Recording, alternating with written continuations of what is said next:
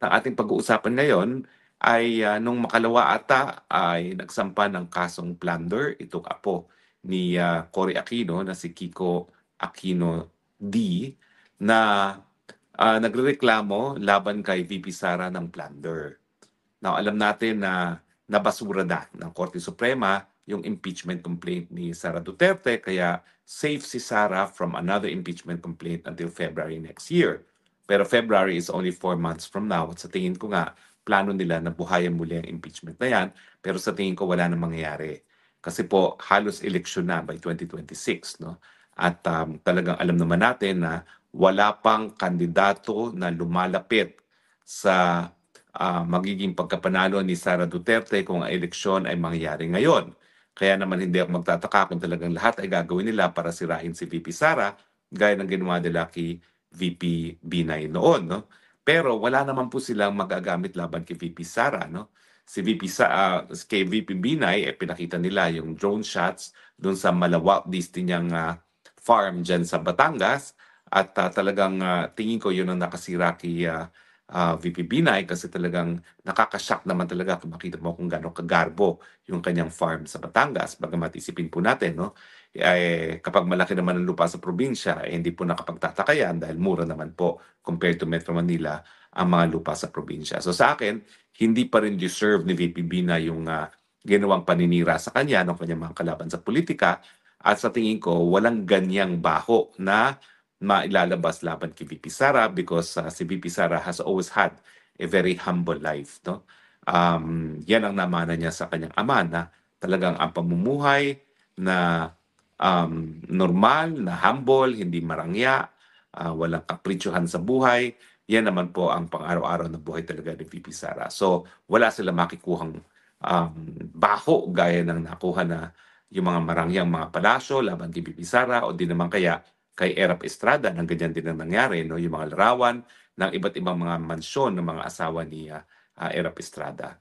So sa tingin ko, walang mangyayari sa impeachment nila dito sa darating na Pebrero. So ang ginagawa ngayon na nagsabwat ang puwersa ng Dilawan at ng Marcos ay susubukan nila ngayon sa ombudsman. At ang dahilan nga daw kaya tinalaga si Boying Remulla bilang ombudsman para nga po makasuhan na itong si VP Sara at tuluyan ng matanggal bilang Vice President nang mawala yung pinakamalakas na kalaban ng mga Marcos sa susunod na eleksyon sa 2028. Kung meron pang 2028, dahil naniniwala ako na pag hindi pa natin pinatanggal itong Marcos Jr. ngayon, baka wala na tayong 2028 na aabutan pa.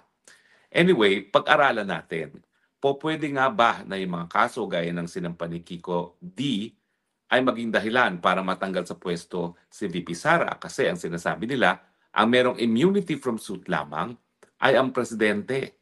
Alam niyo, wala sa saligang batas yan na meron siyang immunity from suit. Pero sabi ng Korte Suprema, yan ay nakabase doon sa separation of powers na sinasabi na nakasaad sa ating saligang batas at yung katotohanan na kung ang presidente ay hahayaang makasuhan ng kung sino-sino during sa kanyang termino, baka wala nang magawa ang presidente kung hindi mag-file ng depensa sa kanyang mga napakadaming kaso pwedeng ihain sa kanya. Dahil alam naman natin, talaga naman maraming magiging kaaway ang presidente sa larangan ng politika.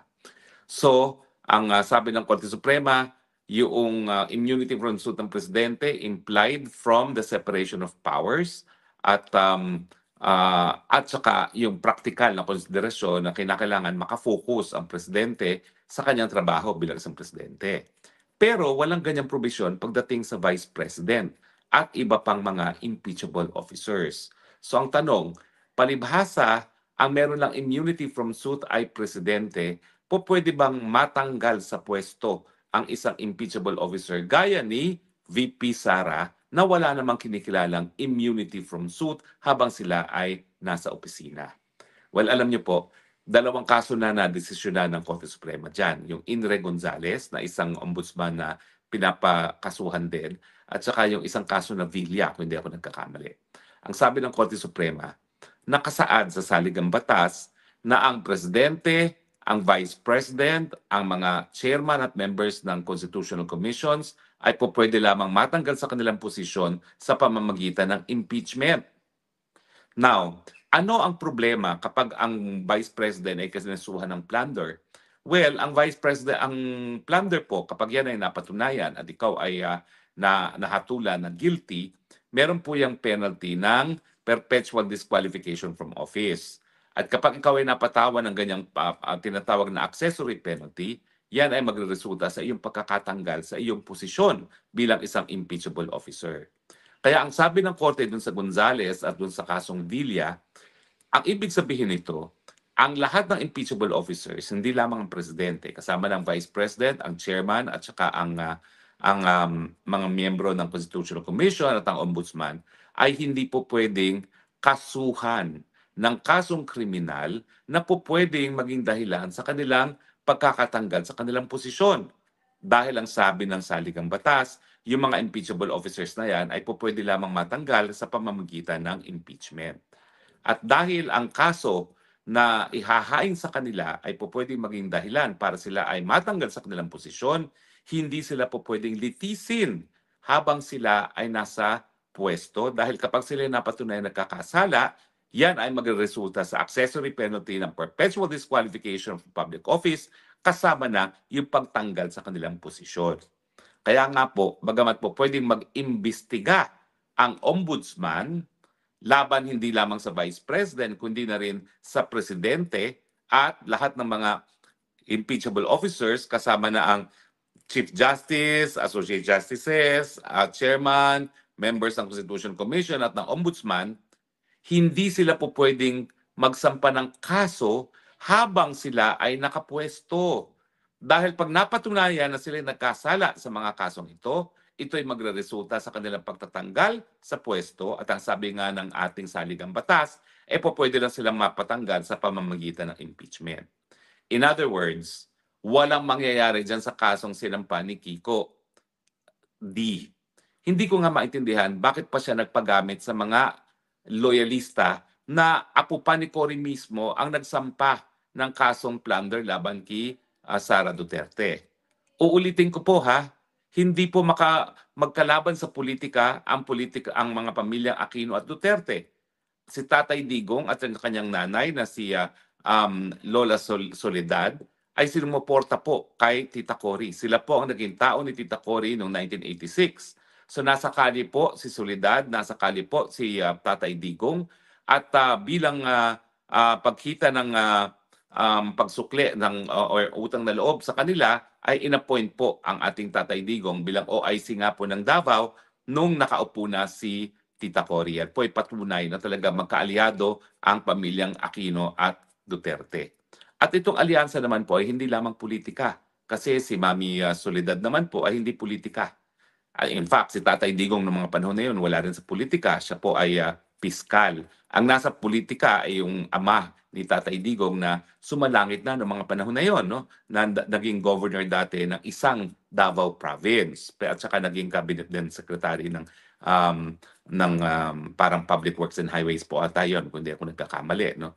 So, ibig sabihin po, unang-una, hindi natin alam ba't ginawa ni Kiko yan. At hindi natin alam kung bakit ang mga dilawan ngayon ay mas pinapaboran pa ang Marcos na siyang pumatay kay Ninoy Aquino kaysa sa mga Duterte.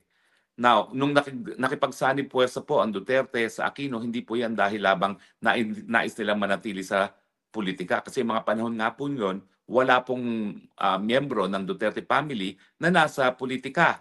Ginawa po yan ng pamilyang Duterte na makipagsanib puwersa sa Aquino dahil alam nila na si Marcos ay banta sa demokrasya ng Pilipinas. Dahil siya ay diktador, dahil siya ay kurakot, dahil siya ay mamamatay tao, nanonorture, at nagpo-enforce disappearance ng mga tao. So, ang pinaglalaban po ng Duterte nung sila ay nakipagsanib puwerso sa pamilyang Aquino ay para po sa mabuting pamamalakad ng gobyerno para salbahin ang demokrasya sa kamay na isang diktador. Hindi po yan dahil lamang sa mga personalidad. Dahil alam naman natin kung personalidad lang pag-uusapan, sino ba naman si Cory Aquino, isang housewife, no? Pero nasuportahan siya ng mamamayang Pilipino dahil nga po siya ay naging simbolo ng demokrasya. Na kapag tayo sumuporta kay Cory Aquino, sinusuportahan natin ang demokrasya para sa Pilipinas. So she literally became the figure of democracy in the Philippines. At kaya naman kinilala si Cory Aquino sa buong daigdig na sa hanggang ngayon ay hindi ko po binabaliwala. Talaga naman pong importante naging papel ni Tita Cory, bagamat marami rin pong hindi naging masaya sa kanyang termino dahil yung korupsyon nagpatuloy sa kanyang gobyerno. At ngayon nga po, hanggang ngayon, ang duda natin, itong pamilyang Aquino ay sumusuporta sa mga Marcoses dahil nga po doon sa 24 billion na inaward ng Court of Appeals as just compensation para sa Hacienda Luisita. Napakalaking halaga po yan. No? At yung 24 billion, sigurado pong pwede na magpresidente si Bam Aquino kung kanila makukuha yan sa susunod na eleksyon. So hindi po malayo na makakalaban talaga ni Sara Duterte bilang presidente kung aabot pa tayo ng 2028. Walang iba ko si Bam Aquino. At si Bam Aquino, gagastusin lang niya. Miski 1/4 lang ng 24 billion, panalo na siya. Siguradong sigurado na yan.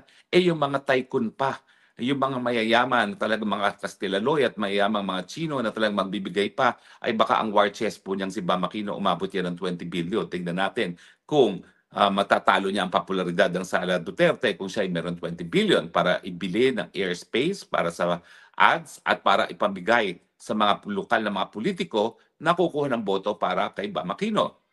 So yan po ngayon ang dahilan kung bakit nagsasanib puwersa ang Aquino at ang Marcoses. Pero ang pakiusap ko, huwag po sanang ibenta ang demokrasya para lamang sa ilang pirasong pilak ng ginto.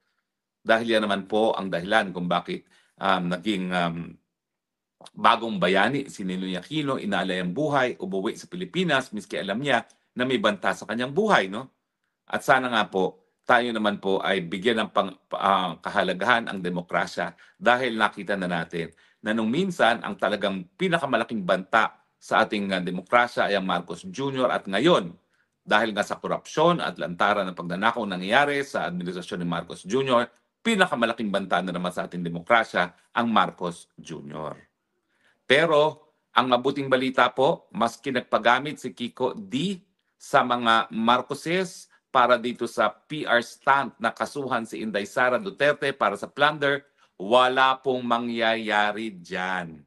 Dahil nakasaad na po sa desisyon ng Korte Suprema sa Gonzales at sa Villar na hindi po pwedeng kasuhan ang impeachable officer gaya ni Vice President habang sila'y nakaposisyon dahil ito'y po pwedeng magresulta sa isang desisyon ng perpetual disqualification from public office na dahilan para malabag yung ating saligang batas na nagsasabi ang mga impeachable officers gaya ng Vice President po pwedeng lamang tanggalin sa pamamagitan ng impeachment. Kaya nga po, ako, sinasabi nila na kaya daw tinalaga si Boyeng Remulla bilang ombudsman ay dahil pakukulong niya si Sara Duterte for plunder. Ang pinakamaingay po dyan ay yung si Amy Marcos na tinatawag ng maraming mangga, i.e. manggagamit. Sa akin po, legally impossible. Hindi po yan papayagan ng Korte Suprema. Kaya nga po ako naniniwala ako na itong si Ombudsman Boyeng Remulla may pagkakataon po para ilagay ang kanyang pangalan bilang isa sa pinakamabuting Pilipino kung gagawin niya ng tama ang kanyang katungkulang bilang ombudsman. Baka mahigitan pa niya ang pagmamahal ng tao na pinakita kay Conchita Morales kung siya ay magiging tapat sa kanyang tungkulin at tapat sa saligang batas at iwasan ang pagsampa ng kaso na alam namang niyang hindi po pwedeng isampa laban kay Sara Duterte. Kaya po ako itaga nyo sa bato. Hindi po ako isa dun sa nagsasabi na kaya tinalaga si Boyeng Remulla ay para ipakulong si Inday Sara Duterte. Unang-una, legally impossible. Secondly, naku po, mamuntik nang mamatayan si Boyeng Remulla nung kailan lamang at sa tingin ko naman, iaalay niya yung natitira pa niyang buhay sa mundong ibabaw para naman po maalala siya ng taong bayan na merong pasalamat at respeto na tama ang ginawa niya sa kanyang katungkulan. Sa tingin ko po, hindi mangyayari na si Boyeng Remulla ang magiging dahilan para maaresto si BP Sara dahil imposible nga po yan dahil meron na pong desisyon ang Korte Suprema tungkol dyan at malinaw ang lengguwahe ng ating saligang batas. Pwede lamang mapatanggal sa pwesto ang isang Vice President sa pamamagitan ng impeachment. So hindi ako magtataka kung sila'y bubuhayin nila impeachment sa Pebrero, pero wala na po yung mangyayari. Kasi yung mga politiko na kinakailangan bumoto para sa impeachment sa Kamara, Magaling po ang pulso ng bayan diyan, pulso sa publiko. At alam nila na dahil paparating na ang 2028 elections, hindi na po yan para galitin pa nila si Inday Sara Duterte. Tignan ninyo.